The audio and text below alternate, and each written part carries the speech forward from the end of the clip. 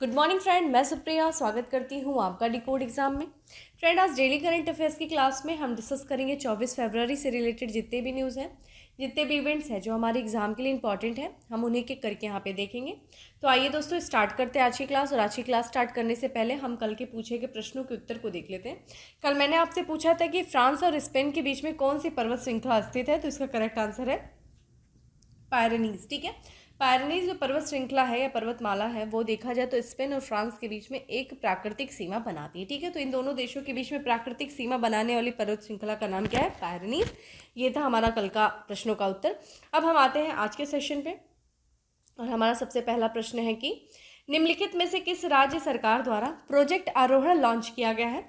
Rajasthan, Assam, Kerala, Madhya Pradesh. Correct answer is B, Assam सरकार के द्वारा प्रोजेक्ट आरोहण लॉन्च किया गया। आइए देखते हैं क्या है ये प्रोजेक्ट आरोहण। तो असम सरकार प्रोजेक्ट आरोहण नामक 4 वर्षीय परामर्श कार्यक्रम शुरू करने जा रही है। ध्यान रखिएगा, ये जो प्रोजेक्ट आरोहण है जो कि असम सरकार के द्वारा शुरू किया जा रहा है, ये 4 वर्ष का एक कार्यक्रम होगा और ये परामर्श कार्यक्रम होगा। इस कार्यक्रम का देखा जाए उद्देश्य क्या होगा, जो यहाँ दूर दराज के जो इलाकों में जो बच्चे रहते हैं, ये कार्यक्रम उनके लिए, जो गरीब छात्र हैं उनके लिए कार्यक्रम शुरू किया गया है। और इसका उद्देश्य है कि गरीब परिवार के प्रतिभाशाली छात्रों का मार्गदर्शन करना और इसके अलावा देखा जाए तो इन छात्रों के कौशल विकास के लिए जरूरी कदम उठाना। ठीक है, तो जो दूर दराज के क्षेत्रों में गरीब परिवार के जो छात्र हैं, बेसिकली ये कार्यक्रम उनके लिए शुरू किया गया है।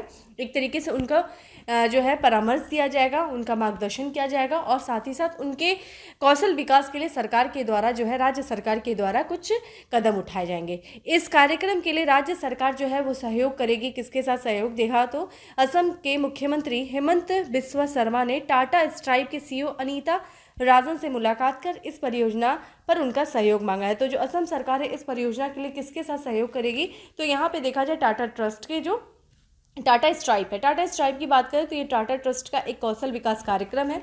Tata stripe Tata community initiative trust की एक पहल है। ठीक है, ये चीज़ ध्यान रखिएगा। आते हैं अगले प्रश्न पे और हमारा अगला प्रश्न है कि भारत और किस देश के बीच में ईस्टर्न ब्रिज 6 नामक हवाई अभ्यास का आयोजन किया गया है? ओमान, मिस्र, सऊदी अरब या फिर संयुक्त अरब अमीरात। करेक्ट आंसर इज ए है। ठीक है, तो भारत और ओमान के बीच में ईस्टर्न ब्रिज के जो है 6ठा संस्करण था, ये हवाई अभ्यास था, इसका आयोजन किया गया है। तो भारतीय वायुसेना और ओमान की रॉयल एयरफोर्स ने 21 फरवरी 2022 को जोधपुर वायु सेना स्टेशन पर 5 दिवसीय द्विपक्षीय युद्धाभ्यास या फिर द्विपक्षीय अभ्यास शुरू किया है। ध्यान रखिएगा कहाँ पे हुआ है, ये भारतीय वायुसेना के बीच में और ओमान की रॉयल एयरफोर्स के बीच में जोधपुर वायु सेना स्टेशन पे जो है ये अभ्यास शुरू किया गया और इस अभ्यास का नाम क्या है? Eastern bridge. और ये देखा जाए तो ये 6वां संस्करण था। ये दोनों सेनाओं के बीच या दोनों वायु सेनाओं के बीच में परिचालन क्षमता और अंतर संचालनीयता को बढ़ाने का अवसर प्रदान करेगा। ठीक है, ओमान की बात दोस्तों कर रहे हैं तो ओमान जिसकी राजधानी मस्कट है और यहाँ की जो मुद्रा है वो है ओमानी रियाल। आपके सामने ओमान का है मैप खुला हुआ है, यहाँ पे आप देख रहे हैं ओमान जिसकी राजधानी क्या है दोस्तों? मस्कट है। ईरान की अगर हम सीमा की बात करें तो यहाँ पे पूर्व में देखा जाए तो इसकी सागरीय सीमा है जो कि किससे लगी? अरब सागर से। और इसको किस किस देशों से देखा जाए तो यहाँ पे जो इसकी स्थलीय सीमा की बात करें तो यहाँ पश्चिम में देखा जाए यूएई यानी कि यूनाइटेड अरब अमीरात, और यहाँ पे देखा जाए तो पश्चिम में सऊदी अरब, यहाँ पे दक्षिण पश्चिम में देखा जाए तो आपका यमन। ठीक है, तो इन देशों से ये अपनी सीमा को साझा करता है। यहाँ पे देखिए पिक पर भी इसका एक भाग है जो कि स्ट्रेट ऑफ हार्मूज। हमने बहुत बार इसके बारे में बात किया था कि स्ट्रेट ऑफ हार्मूज जो है किन देशों को अलग करता है और किन जो है भागों को जोड़ता है। तो स्ट्रेट ऑफ हार्मूज देखा जाए तो पर्शियन गल्फ को और गल्फ ऑफ ओमान को कनेक्ट करता है और ईरान को यूएई से क्या माफ करिए ओमान से अलग करता है। ठीक है, स्ट्रेट ऑफ हार्मूज, ये भी ध्यान रखिएगा। यहाँ पे देखिए आपको एक दक्कन पोर्ट दिख रहा है। ठीक है, दक्कन पोर्ट जो है दुक्कम पोर्ट बहुत इंपॉर्टेंट है क्योंकि भारत ने जो है इस पोर्ट को लेकर के भारत और ओमान के बीच में एक समझौता हुआ था। प्रश्न भी आ चुका है कि हाल फिलहाल में चर्चा में था कि दुक्कम पोर्ट किस देश में स्थित है, तो ये ओमान का है। ठीक है, तो ये भी चीज़ आप ध्यान रखिएगा। ठीक है, तो ये था ओमान की लोकेशन। अब हम आते हैं अपने अगले प्रश्न पे और हमारा अगला प्रश्न है कि निम्नलिखित में से कौन सा विश्वविद्यालय एनबीए मान्यता प्राप्त करने वाला भारत का पहला विश्वविद्यालय बना है? जवाहरलाल नेहरू विश्वविद्यालय, लखनऊ विश्वविद्यालय, चंडीगढ़ विश्वविद्यालय या फिर दिल्ली विश्वविद्यालय। करेक्ट आंसर सी है चंडीगढ़ विश्वविद्यालय एनबीए मान्यता प्राप्त करने वाला भारत का पहला विश्वविद्यालय बना है। तो चंडीगढ़ विश्वविद्यालय नेशनल असेसमेंट एंड एग्रीडेशंस काउंसिल के पहले चरण के A+ ग्रेड हासिल किया है। पहले चरण में। और इस तरह देखा जाए तो चंडीगढ़ विश्वविद्यालय नेशनल बोर्ड ऑफ से एनबीए मान्यता हासिल करने वाला भारत की जो है पहली प्राइवेट यूनिवर्सिटी बन गई है। इस विश्वविद्यालय की इंजीनियरिंग और एनबीए डिग्री को वाशिंगटन समझौते के तहत अंतर्राष्ट्रीय मान्यता प्राप्त होगी। ठीक है, तो ध्यान रखिएगा कि एनबीए मान्यता प्राप्त करने वाला भारत का पहला विश्वविद्यालय चंडीगढ़ विश्वविद्यालय बना है। अगले प्रश्न पे बढ़ते हैं और अगला प्रश्न है हमारा कि सेबी की पुनर्गठित वैकल्पिक निवेश नीति सलाहकार समिति के अध्यक्ष कौन है? अरविंद पनगड़िया, रतन टाटा, आनंद महिंद्रा या फिर NR. Narayana Murthy. Correct answer is D है। ठीक है, ये देखा जाए तो पुनर्गठित वैकल्पिक निवेश नीति सलाहकार समिति गठित की गई है सेबी की, और इसकी अध्यक्षता करेंगे एन.आर. नारायण मूर्ति। यहाँ पे देखा जाए तो भारतीय प्रतिभूति और विनिमय board, securities and exchange board of India ने अपनी वैकल्पिक निवेश नीति सलाहकार समिति का पुनर्गठन किया है। ठीक है, इसकी अध्यक्षता इंफोसिस के सह संस्थापक एन.आर. नारायण मूर्ति करेंगे और इस समिति में 20 सदस्य होंगे। इसके पहले 22 सदस्य थे। वर्ष 2015 में इस समिति का गठन किया गया था। फिर से इस समिति को जो है फिर से इसका गठन किया गया है और पुनर्गठन किया गया, और इस बार इसकी अध्यक्षता इंफोसिस के जो चेयरमैन है, सह संस्थापक हैं, एन.आर. नारायण मूर्ति के द्वारा किया जाएगा और इस समय 20 सदस्य हैं इसमें। और एन.आर. नारायण मूर्ति के अलावा देखा जाए तो सेबी, वित्त मंत्रालय, एआईएफ कंपनियों और उद्योग संघों के सदस्य इसमें शामिल होंगे।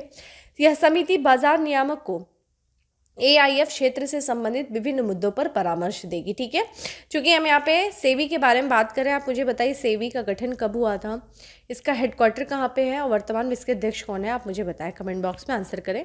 ठीक है, आते हैं अगले प्रश्न पे, और हमारा अगला प्रश्न है कि बीजिंग शीतकालीन ओलंपिक 2022 की पदक तालिका में कौन सा देश शीर्ष पे रहा है? देखिए, बीजिंग ओलंपिक का समापन हो गया है, पदक तालिका भी जारी कर दी गई है और इसमें पूछा गया है कि शीर्ष पे यानी कि सर्वाधिक जो है पदक जीतने वाला देश कौन सा था?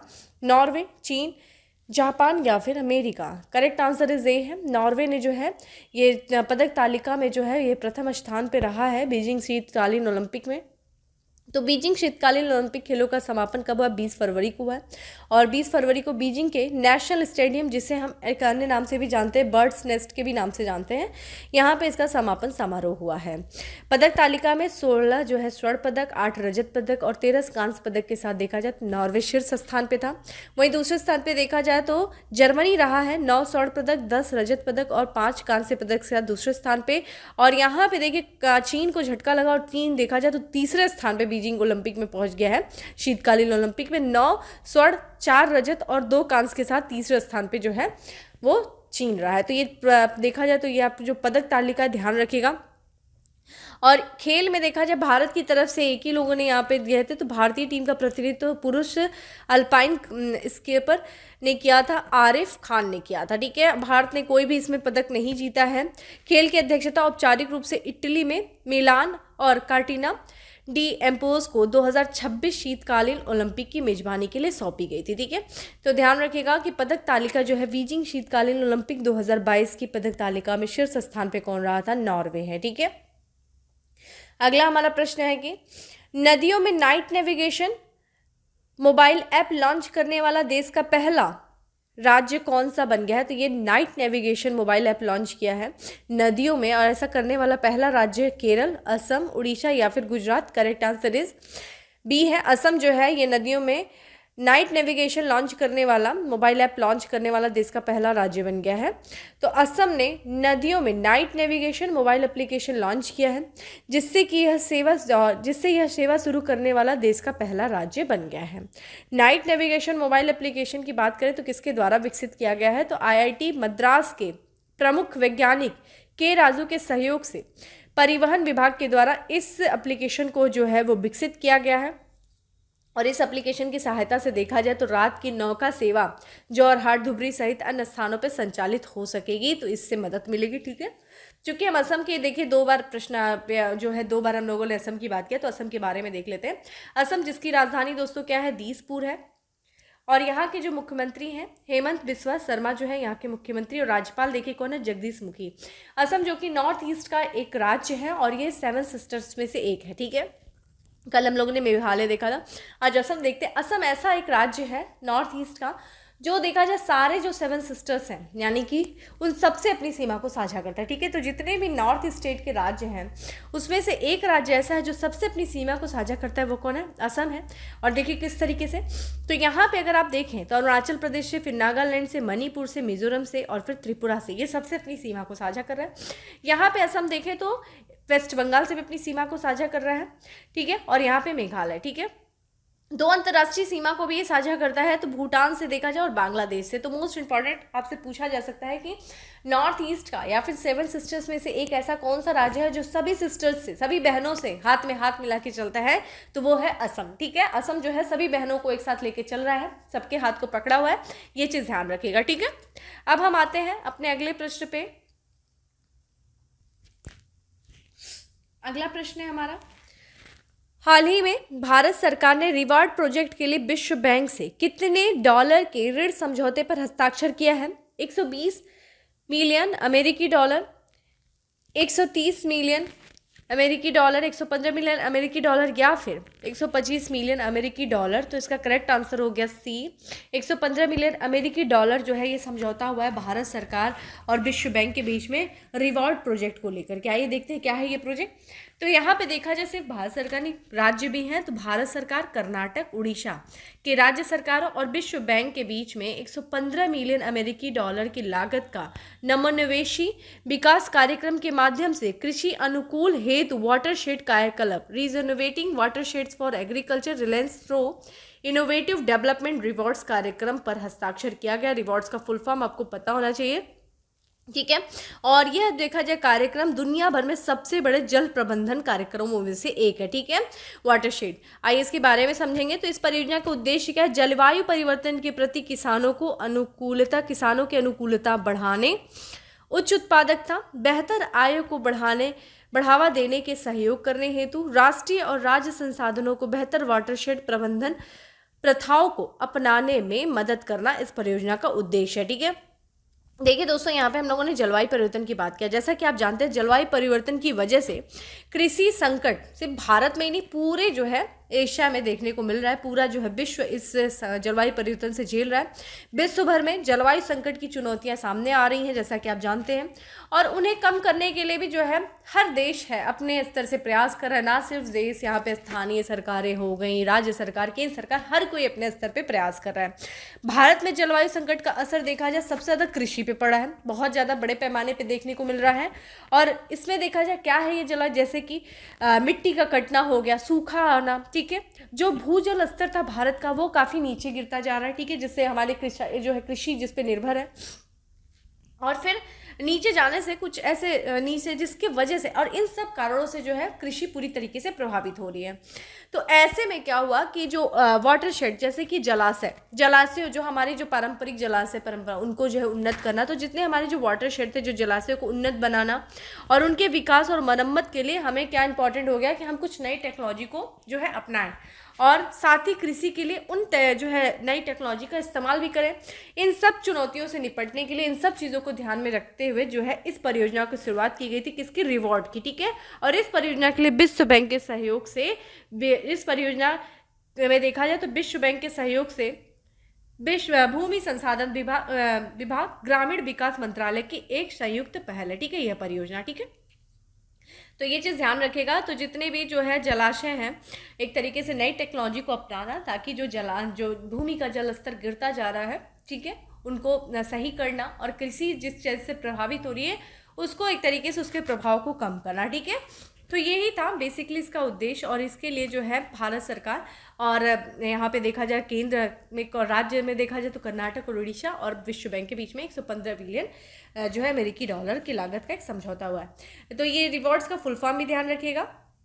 अब आते हैं अगले प्रश्न पे, और उसके पहले हम विश्व बैंक के बारे में देख लेते हैं। देखिए विश्व बैंक का गठन हुआ था जुलाई 1944 में हुआ था, वर्ल्ड बैंक का। और इसका देखा जाए विश्व बैंक का हेडक्वार्टर देखिए वाशिंगटन डीसी में है, ठीक है, जो कि संयुक्त राज्य अमेरिका में है। वर्तमान में इसके जो अध्यक्ष हैं विश्व बैंक के वो हैं डेविड मालपास, ठीक है, डेविड मालपास इसके अध्यक्ष हैं। अगले प्रश्न पे बढ़ते हैं और हमारा अगला प्रश्न है कि हाल ही में भारत और किस देश के बीच व्यापक व्यापार समझौते पर हस्ताक्षर हुआ है? संयुक्त राज्य अमेरिका, जर्मनी, ब्राजील, संयुक्त अरब अमीरात, करेक्ट आंसर इज डी है। संयुक्त अरब अमीरात के बीच में भारत और संयुक्त अरब अमीरात के बीच में व्यापक व्यापार समझौता हुआ है। तो हाल ही में भारत और संयुक्त अरब अमीरात ने व्यापक आर्थिक व्यापार समझौता कम्प्रिहेंसिव इकोनॉमिक कोऑपरेशन एग्रीमेंट पर समझौता हुआ है। अगर हम इस समझौते की बात करें कम्प्रिहेंसिव इकोनॉमिक कोऑपरेशन एग्रीमेंट की, तो ये एक प्रकार का मुक्त व्यापार अनुबंध होता है, ठीक है, फ्री ट्रेड पैक्ट होता है एक तरीके से। लेकिन ये फ्री ट्रेड एग्रीमेंट जो होता है ना, उससे ये ज़्यादा इसकी जो है अवधारणा उससे काफ़ी ज़्यादा व्यापक अवधारणा इसकी होती है। और इसके तहत देखा जाए तो जिसमें सेवाओं और निवेश में व्यापार तथा आर्थिक साझेदारी के अन्य क्षेत्रों पर समझौता वार्ताओं को शामिल किया जाता है। इसमें देखा जाए कम्प्रिहेंसिव इकोनॉमिक कोऑपरेशन एग्रीमेंट के तहत व्यापार सुविधाओं और सीमा शुल्क सहयोग, प्रतिस्पर्धा और बौद्धिक संपदा अधिकारों जैसे क्षेत्रों पर बातचीत के विषय में भी विचार किया जा सकता है, ठीक है। तो बेसिकली ये चीज़ इसकी अवधारणा है और यहाँ पे दोनों देशों के एक तरीके से व्यापार को बढ़ावा देने के लिए ये चीज़ ऐसा किया गया है और इससे जो है संयुक्त अरब अमीरात और भारत के बीच में ये समझौता हुआ है। आते हैं अगले प्रश्न पे और हमारा अगला प्रश्न है कि भारत सरकार ने राष्ट्रीय उच्चतर शिक्षा अभियान रूसा योजना को कब तक जारी रखने की मंजूरी दिया है। देखिए रूसा का फुल फॉर्म ध्यान रखेगा, तो यहाँ पे देखा जाए तो नेशनल हायर एजुकेशन मिशन, ठीक है, इसको कब तक जारी रखने की मंजूरी दी गई है भारत सरकार के द्वारा। तो 2024, 2025, 2026 या फिर 2027। करेक्ट आंसर इज सी है, 2026 तक रूसा योजना को जारी रखने का सरकार ने जो है मंजूरी दी है। तो सरकार ने राष्ट्रीय उच्चतर शिक्षा अभियान की योजना को 31 मार्च 2026 तक या फिर अगली समीक्षा तक जो भी पहले हो उसे जारी रखने की मंजूरी दिया है। यहाँ पे इस परियोजना के लिए देखा जाए तो 12,929.16 करोड़ रुपए के खर्च का प्रस्ताव रखा गया और ये खर्च जो है केंद्र और राज्य के द्वारा दोनों के द्वारा जो है वहन किया जाएगा। जिसमें से अगर केंद्र के हिस्से की बात करें, क्योंकि दोस्तों ये केंद्र प्रायोजित योजना है, तो केंद्र के हिस्से की बात करें दोस्तों तो यहाँ पे 8,120.97 करोड़ है। वहीं राज्य के हिस्से की बात किया जाए तो 4,808.19 करोड़ रुपए शामिल हैं। चूंकि अगर हम रूसा परियोजना की बात करें, रूसा योजना जो कि राष्ट्रीय उच्चतर शिक्षा अभियान है, इसकी शुरुआत अक्टूबर में किया गया था, वर्ष 2013 में की गई थी और ये एक केंद्र प्रायोजित योजना है। देखिए केंद्रीय योजना है जिसका पूरा जो है भार केंद्र सरकार रखती है और एक केंद्र प्रायोजित होता है। केंद्र प्रायोजित योजना वो योजना होती है जिसमें केंद्र राज्य उस योजना पे लगने वाली लागत का वहन जो है मिल बांट करके करते हैं, ठीक है।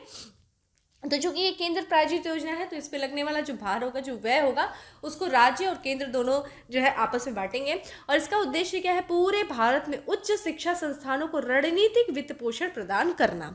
इस योजना की जो है यह योजना समानता, पहुंच और उत्कृष्टता के लक्ष्यों को प्राप्त करने के उद्देश्य से राज्य सरकार के विश्वविद्यालयों और कॉलेजों को वित्त पोषण करने के लिए मिशन मोड में काम कर रही है, ठीक है।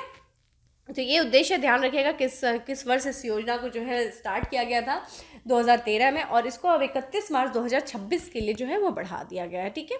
अगले प्रश्न पे आते हैं और हमारा लास्ट प्रश्न है कि ऊपरी भद्रा परियोजना निम्नलिखित में से किस राज्य से संबंधित है। Karnataka, Maharashtra, Tamil Nadu, Andhra Pradesh. Correct answer is a, ठीक है। देखिए अभी हाल फिलहाल में ये जो है ऊपरी भद्रा परियोजना जो है चर्चा में थी, जो कि कर्नाटक से संबंधित है। आइए इसके बारे में देख लेते हैं। तो देखिए जो यहाँ पे कर्नाटक के मुख्यमंत्री हैं जिनका नाम है बसवराज बोम्मई, इन्होंने घोषणा किया है कि केंद्र सरकार की उच्चाधिकार प्राप्त समिति के द्वारा ऊपरी भद्रा परियोजना, ठीक है, अपर भद्रा प्रोजेक्ट को राष्ट्रीय परियोजना का दर्जा प्रदान किया गया है। और ध्यान रखिएगा यह राष्ट्रीय दर्जा प्राप्त करने वाली कर्नाटक की पहली परियोजना भी है, इसलिए काफ़ी ज़्यादा इंपॉर्टेंट है। अब भाई राष्ट्रीय परियोजना, किसी परियोजना को जब राष्ट्रीय परियोजना घोषित कर दिया जाता है तो इसका फायदा क्या होता है कि इसको जो है केंद्र की तरफ से फंड मिलेगा, ठीक है। इस परियोजना के लिए जो है इस परियोजना के विकास के लिए केंद्र जो है सहायता करेगी, वो उसके लिए फंड जारी करेगी जब भी किसी भी परियोजना को राष्ट्रीय परियोजना घोषित किया जाता है। तो अब जो यहाँ पे देखा जाए ऊपरी भद्रा परियोजना को राष्ट्रीय परियोजना का दर्जा दिया गया और राष्ट्रीय परियोजना प्राप्त करने वाली यह जो है पहली परियोजना है कर्नाटक की। इस परियोजना को जो है इसके तहत देखा जाए तो इसमें जो है ये जो है राष्ट्रीय परियोजना का दर्जा दिए जाने से यह जो है मध्य कर्नाटक के सिंचाई परिदृश्य को परिवर्तित करने में मदद साबित होगी, जिसके लिए राज्य को केंद्र से 12,500 करोड़ रुपए की राशि प्राप्त करने में सहायता मिलेगी। इस परियोजना को देखिए किस लिए जो है शुरू किया गया था, तो यह परियोजना चित्रदुर्ग चिकमंगलूर, ठीक है, दावरगेर, तुमकुरू के सूखाग्रस्त क्षेत्र जिलों में सूक्ष्म सिंचाई के माध्यम से 2,25,515 हेक्टेयर क्षेत्र की सिंचाई के उद्देश्य से शुरू किया गया था। तो देखिए इस परियोजना को क्या था कि जो सूखाग्रस्त क्षेत्र है, जैसे कि कर्नाटक का चित्रदुर्ग हो गया, चिकमंगलूर हो गया, इन सूखाग्रस्त क्षेत्रों में सिंचाई सुविधा को उपलब्ध कराने के लिए इस परियोजना को शुरू किया गया था। और यह परियोजना खरीफ मौसम में अस्थायी सिंचाई सुविधा प्रदान करने के उद्देश्य से शुरू की गई थी। ठीक है, किस मौसम के लिए? खरीफ मौसम। तो दोस्तों ये था आज का हमारा करंट अफेयर्स, जिसमें हम लोगों ने लास्ट प्रश्न में हम लोगों ने देखा भी तुंगभद्रा परियोजना जो कि कर्नाटक से संबंधित है। अब आ जाते हैं फैक्ट्स ऑफ द डे पे। फैक्ट्स ऑफ द डे में हमारा फैक्ट्स है कि भाखड़ा नांगल बांध किस नदी पर स्थित है? आप मुझे कमेंट बॉक्स में आंसर करिए। ठीक है, बाकी सेक्शन अच्छा लगा दोस्तों तो लाइक करना नहीं भूलें, ज़्यादा से ज़्यादा लोग को शेयर करें। और हाँ, डेली करंट अफेयर्स की जो PDF है वो टेलीग्राम ग्रुप पे अवेलेबल है, जिसका लिंक आपको डिस्क्रिप्शन बॉक्स में दिया हुआ है, वहाँ से आप जा करके इसको डाउनलोड कर सकते हैं और साथ ही साथ उसको आप रिवीजन करिए। ठीक है, बाकी फिर मिलते हैं नेक्स्ट सेशन में, तब तक के लिए bye, have a good day, stay safe and stay happy.